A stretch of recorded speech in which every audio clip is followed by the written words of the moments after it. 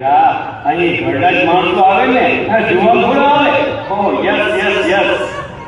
અચ્છા, તમારા કોઈ સંબંધી હશે કા? સંબંધી?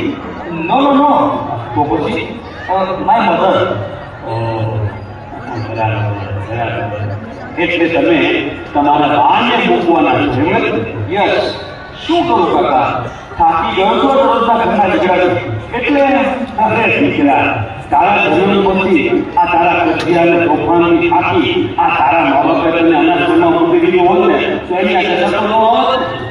ઓ કાકા please.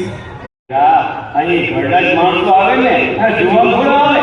O yes yes yes. અચ્છા, તમારા કોઈ સંબંધી હશે કા? સંબંધી? નો નો નો પોપટજી, માય મધર. ઓ બરાબર બરાબર. એટલે તમે તમારા બાને મૂકવાના છો એમ ને? યસ. શું કરું કાકા, થાકી ગયો છો રોજના ઘરના ઝઘડાથી.